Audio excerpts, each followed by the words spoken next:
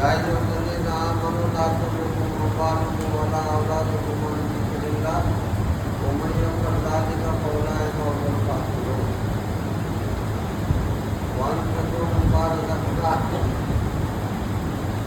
من قبل أن يأتي أحدكم الموت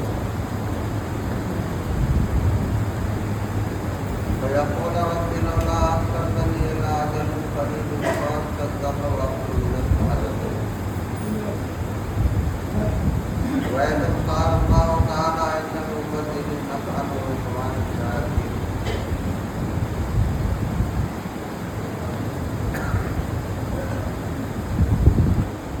وقال رسول الله صلى الله عليه وسلم إذا قضيتم في شيء فافزعوا إلى الصلاة وكما قال صلى الله عليه وسلم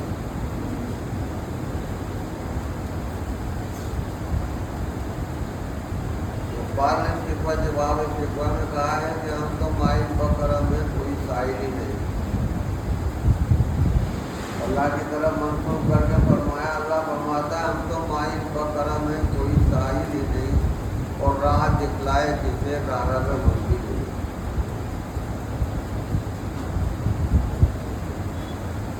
تو مائل بکرم ہے کوئی سائل ہی نہیں, راہ دکھلائیں کسے راہ میں منزل نہیں. وہ جو لوگ جو بازاروں میں قسموں کجور میں مبتلا ہے, رات اور دن ہفتوں ہو گئے, حرام خوری میں مبتلا ہے, حرام کمائی کمانے میں مبتلا ہے, وہ نمازی میں نہیں.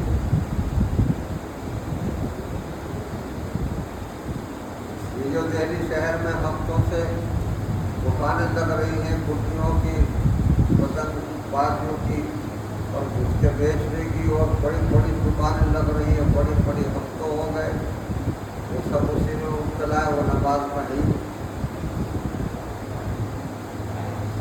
پہلے لوگ کوئی کام کرتے تھے, کاروبار کرتے تھے تو علماء سے پوچھتے تھے کہ یہ کام جائز ہے یا نہیں جائز ہے, اور اس کی کمائی حلال ہے یا حرام ہے, یہ جائز ہے یا ناجائز ہے, اس کو کرنا ٹھیک ہے نہیں یا ٹھیک نہیں ہے, جو معلوم کر کے وہ کاروبار کرتے تھے. اگر وہ ٹھیک نہیں بتایا علماء نے تو اس کام کو نہیں کرتے تھے, اور اگر ٹھیک بتا دیا تو کر لیا کرتے تھے حلال پر. کیا دیکھ رہے ہیں آپ؟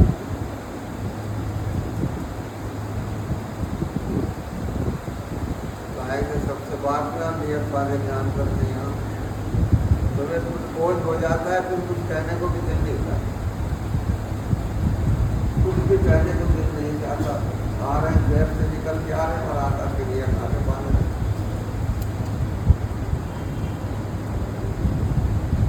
مجھے شرم نہیں آتی اس بات کی کہ کوئی بات ہو. بہرحال یہ جو آپ دیکھ رہے ہیں, یہ پتنگ بازی اور یہ مرغی بازی کا جو سلسلہ دیکھ رہے ہیں آپ, ارے یہ شروع سے لے کے آخر تک, ابھی سے لے کے یہ تک سب حرام اور ناجائز. مرغی بنانا ناجائز ہے, مرغی کا بیچنا ناجائز ہے, مرغی کی کمائی ناجائز ہے, مرغی اڑانا ناجائز ہے, مرغی کسی کی کاٹنا پھیرنا اور اس کو اپنے قبضہ کر لینا وہ ناجائز, سب ناجائز دھندا ہے. اگر بازار میں آپ جا رہے ہیں, آپ کے کوئی 10 روپئے کوئی چھیننے زبردستی چھین لے, کیا کہیں گے آپ اس کو ڈاکو ہے, اسے ڈاکو کہیں گے جی. اور دن دہاڑے چھتوں پہ چڑھ کر دوسرے کے مال کو, دوسروں کو کاٹ کرنا اور اس کو قبضہ کرنا اور ان کو لے کے بھاگ جانا اور ان کو چھین لینا, اس کو ڈکیتی نہیں کہتے. اس کو ڈکیتی نہیں کہتے. دوسرے کے مال کو کاٹ لے, گڈیاں کاٹ کے گڈیاں پکڑ رہے ہیں, جو پکڑ رہے ہیں وہ اس کی مالک کی کسی کی, تو اس کو ڈکیتی نہیں کہتے. کتنے ناجائز کام اس میں ہو رہے ہیں, کتنے ناجائز کام ہو رہے ہیں. گڈیاں اڑائی اس لیے جا رہی تاکہ دوسروں کی گڈیاں کاٹی جائیں, تاکہ دوسروں کی گڈیاں کاٹی جائیں. چھتوں پر بانس لے کے کھڑے ہوئے ہیں بہت دوسروں کی گڈیاں کا لوٹنے کے لیے. یہ ڈکیتی نہیں ہے، یہ حرام خوری نہیں ہے، یہ چوری نہیں ہے، سب چیز ناجائز ہے، سالک سے لے کے یہ تک سب ناجائز۔ کیسے ہماری نماز قبول ہوگی اور کیسے ہماری دعا قبول ہوگی؟ جہاں ایک لقمہ حرام اگر جسم میں اتر جائے 40 روز تک اس کی کوئی عبادت قبول نہیں ہوتی۔ ایک لقمہ حرام، اور وہ شخص کہ جس کا کھانا بھی حرام، جس کا پہننا لباس بھی حرام، جس کا پینا بھی حرام، کیسے دعا قبول ہوگی؟ مطعمہ حرام، مشربہ حرام، ومکسبہ حرام، کھانا بھی حرام، پینا بھی حرام، لباس بھی حرام، فإنہ یستجاب لذلک۔ نبی پاک صلی اللہ علیہ وسلم نے فرمایا جس کا کھانا اور پینا اور لباس سب حرام ہے، پھر کہاں سے دعا قبول ہوگی اور کہاں سے نماز قبول ہوگی؟ فإنہ یستجاب لذلک۔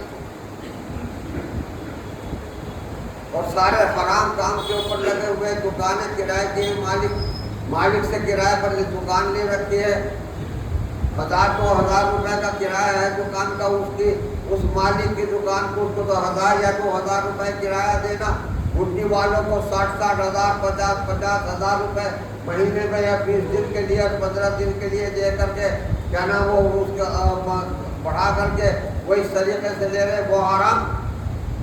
مالک کی اجازت کے بغیر مالک نے آپ کو دی تھی 2000 روپے مہینے کے کرائے میں، آپ کو یہ اجازت کب دی تھی اس نے کہ تم 60,000 روپے مہینے کے لیے اور 1 لاکھ روپے کے لیے اس کو دے دو؟ یہ سب حرام۔ غرض یہ کہ جتنا جو کچھ ہو رہا سارا حرام،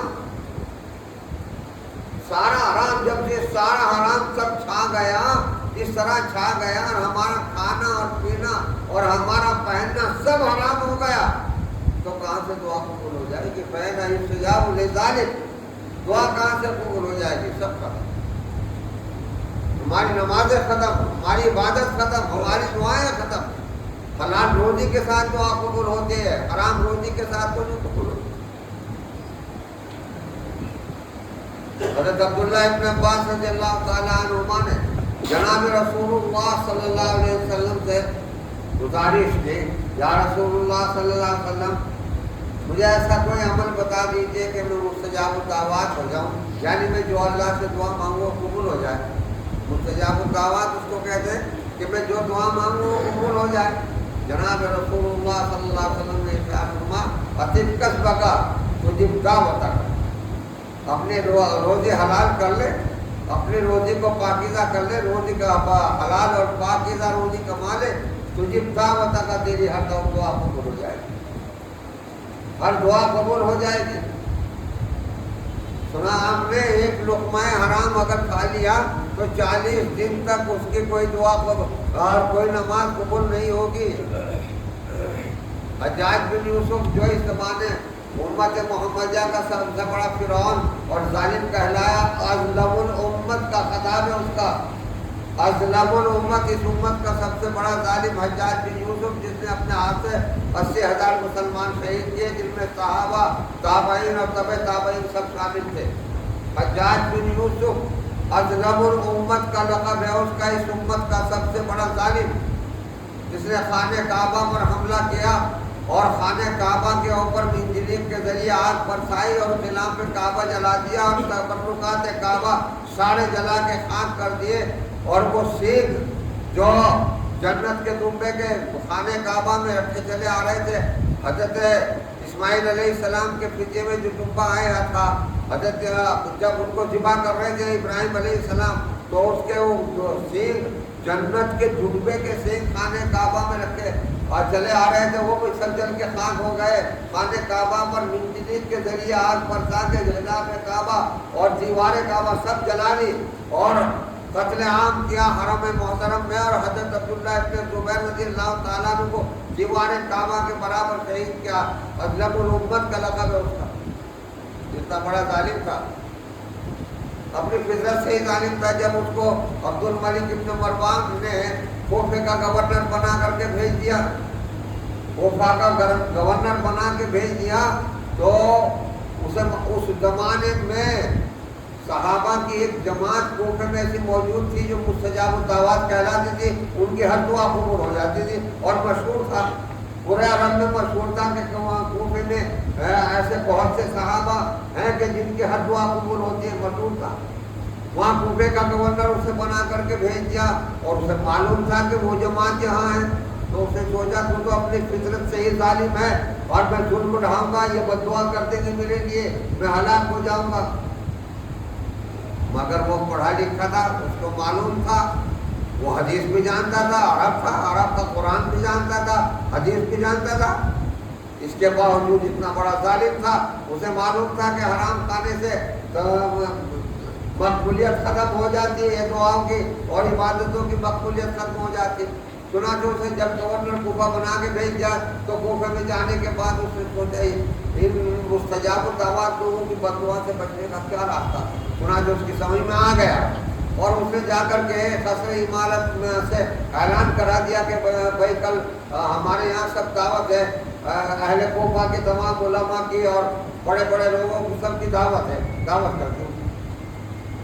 اور وہ لوگ جو مستجاب الدعوات تھے، جن کے ہر دعا قبول ہوتی تھی، ان کی بھی سب کی دعوت کہہ رہا، سب نے قبول کر لی۔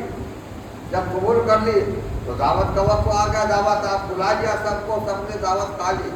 جب دعوت سے کھا کے فارغ ہو گئے تو دعوت کھانا کھانے سے فارغ ہونے کے ساتھ ہی حجاج بن یوسف نے سب کو مخاطب کر کے فرمایا، جاؤ میں تمہاری بد دعا سے محفوظ ہو گیا، میں نے لقمہ حرام تمہارے پیٹ میں اتار دیا۔ سب سر پکڑ کے رہ گئے، اور ہوا یہی ہوا کہ اس نے اس کے بعد اتنے ظلم اٹھائے اور کسی مستجاب الدعوات کی کوئی بد دعا قبول نہیں ہوئی، یہاں تک کہ خانہ کعبہ پر حملہ کیا اور خانہ کعبہ کا خلاف اور تبرکات کعبہ سب جلا کے خاک کر دیے۔ یہ ہے حرام روزی کا اثر، یہ حرام روزی کا اثر ہے۔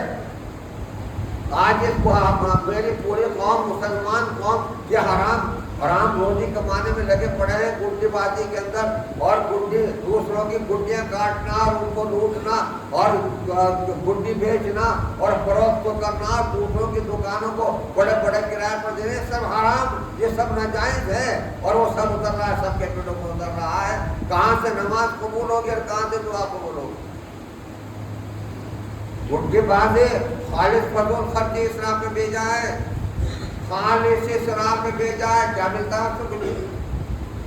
یہ گڈی بازی، گڈی آسمان کی طرف کو اس کو چلاتے ہیں، وہ آسمان کی طرف کو جاتی ہے، حالانکہ اللہ نے نظام قدرت اور فطرت یہ بنایا ہے کہ خداوند عالم عرفہ ہے، والا ہے، کوئی چیز اس کی طرف نہیں جاتی۔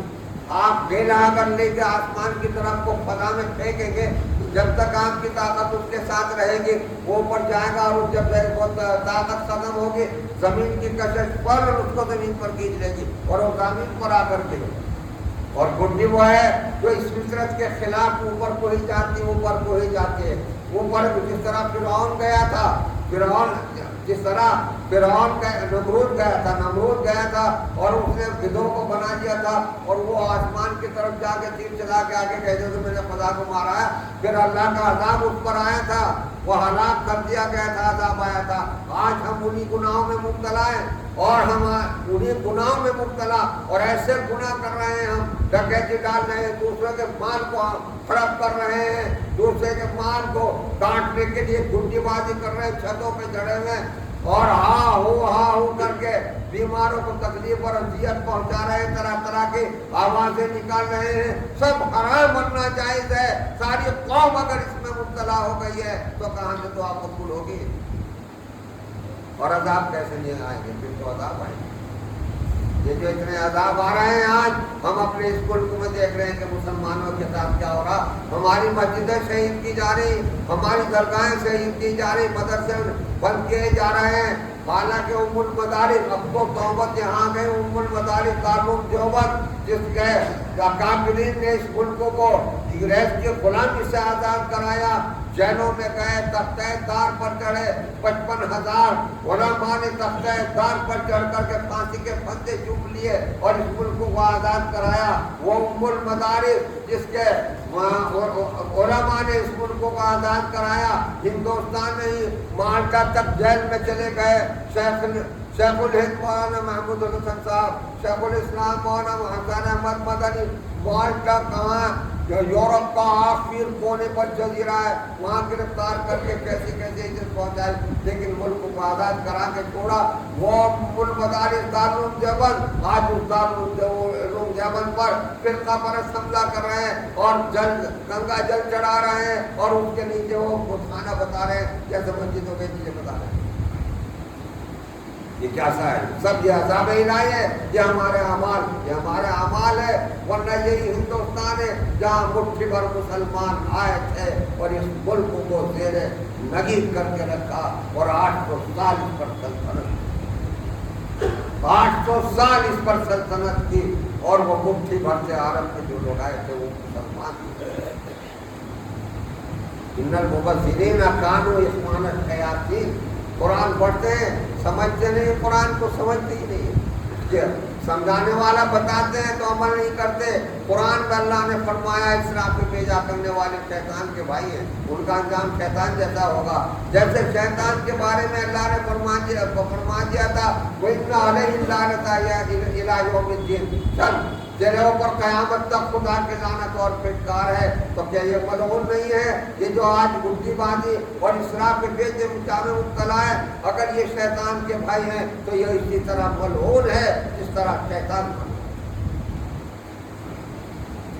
مگر کسی کو احساس نہیں کہ وہ حلال روزی کس طریقے سے کماتا ہے. جائز کاموں میں کمانے سے کتراتے ہیں, جہاں دینا چاہیے وہاں دیتے نہیں, اور اسراف سے بے جام ہے دولت کو برباد کر رہے ہیں, گڈی بازی میں برباد کر رہے ہیں, شادیوں کی رسومات میں اسراف بے جام میں پیسے کو برباد کر رہے ہیں. گویا ہم شیطان کے بھائی بن گئے. اگر ہم شیطان کے بھائی ہیں قرآن کی روح سے تو انجام بھی شیطان جیسا ہی ہوگا جیسا کہ قرآن پاک میں بیان. ان المبذرین کانوا اخوان الشیاطین, اسراف میں بھیجا کرنے والے یہ سب شیطان کے بھائی ہیں, اور شیطان ملعون ہے جس پر خدا کی لعنت پڑی ہے. چنانچہ اسراف میں بھیجا کرنے والے بھی ملعون ہیں قرآن. مگر شوق سے اور سارے پیسے ابا میں خوب پیسے دے رہے ہیں اور خوب گڈیاں خرید کے اور وہ ماجے خرید کے لا کے جا رہے ہیں. چھتیں کل بھری ہوئی ہوگی, آسمان نظر نہیں آئے گا گڈی بازی میں, اور خوب ہنس رہے ہوں گے. ڈکیتی دن دہاڑے ڈال رہے ہوں گے, دوسرے کے مال کو لوٹ رہے ہوں گے. اس کو ڈکیتی نہیں کہتے. کوئی اگر بازار میں 10 روپے چھیننے کے لیے گئے اس کو ڈاکو کہیں گے, اور چھتوں پر چڑھ کے دنیا بھر کا مال لوٹیں گے, ان کو ڈاکو نہیں کہتے کہ وہ حرام کر سب ناجائز کا. یہی وجہ ہے کہ ہمارے آج دعائیں قبول نہیں ہو رہی, آسمان پر ہماری دعائیں نہیں جا رہے, اور دعائیں قبول, اور ہمارے پر طرح کے عذاب آ رہے ہیں, طرح کے عذاب آ رہے ہیں ہمارے اوپر, اس بات سے کہ ہماری روزی اللہ نہیں رہی. جناب رسول اللہ صلی اللہ علیہ وسلم نے مستجاب الدعوات اور دعا قبول ہونے کا جو دوسرا بیان فرمایا تھا وہ تھا کسب کا تجربہ, کہ کمائی حلال کر لے, اپنا لقمہ حلال کر لے, تیرے ہر دعا خدا کے بارگاہ میں قبول ہو. اب تعالیٰ شان ہو ہمیں اپنی رحمت سے پروردگار عالم حلال روزی عطا فرمائے, اور ان تمام خرافات سے اور ان تمام برائیوں سے اللہ تعالیٰ ہماری حفاظت فرمائے.